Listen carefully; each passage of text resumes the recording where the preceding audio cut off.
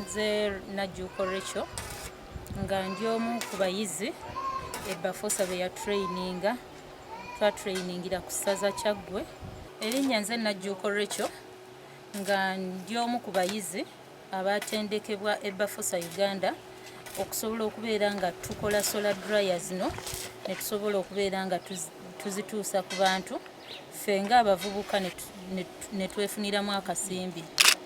Twasomesebwa okuva ku ssaza Kyaggwe nga ekitongole ky'ebyobulimi kyatukulembera ne tubeera nga tuyiga, era mu kutandika okuyiga twayigira ku solar dryer ez'embaawo okusobola okubeera nga tusobola okukaza muwogo n'ebintu ebirala, naye ng'ate nze nali mu butiko we nalonderwa okusobola okubeera nga nzija okuyiga solar dryer. Bwe twamaliriza okusoma twasobola okubeera nga ate batulondamu, nze omu ku bantu be balondamu okusobola okugenda okweyongerako okutendeka abantu e Kenya. Twagenda e Kenya ng'ekitongole ky'e Bafosa kitukulembeddemu ne tusomesa abantu engeri gye basobola okubeera nga bayiga okukola solar dryer zino, basobole okubeera nga bongera omutindo ku muwogo gwe baali bakaza. Naye twatuukayo ng'ate basinga n'okukaza muceere. Solar dryer ze twakola e Kenya zaatusobozesa okubeera nga tukugukira ddala okufuuka ba trainers of trainees mu kukola solar dryer. Naye nga we twaviirayo twaleka Abannakenya bangi nnyo nga baagala okusitula omutindo gwabwe mu kukaza ebintu nga bakozesa enkola eno eya solar dryer.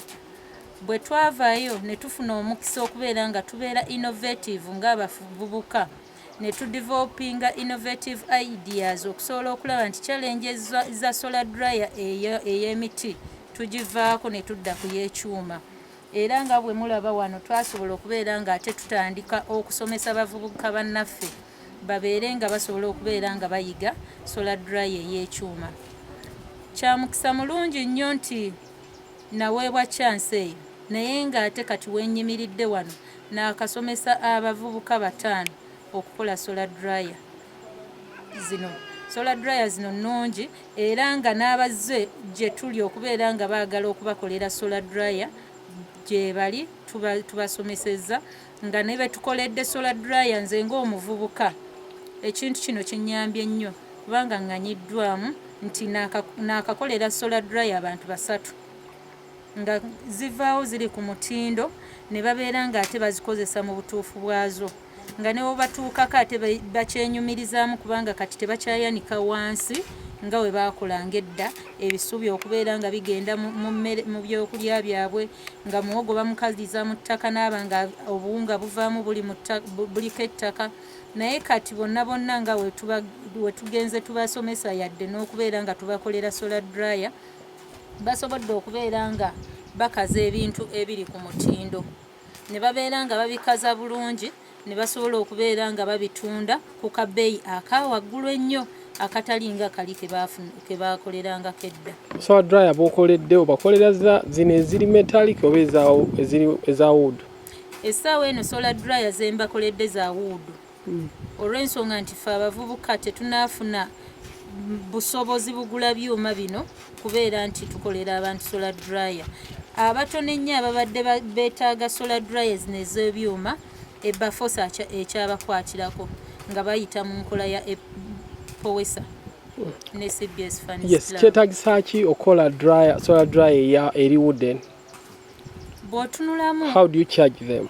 Bw'otunulamu solar dryer eya wooden ennene eri ku $7,000, naye ng'ate waliwo entonotono eri ku $35,800.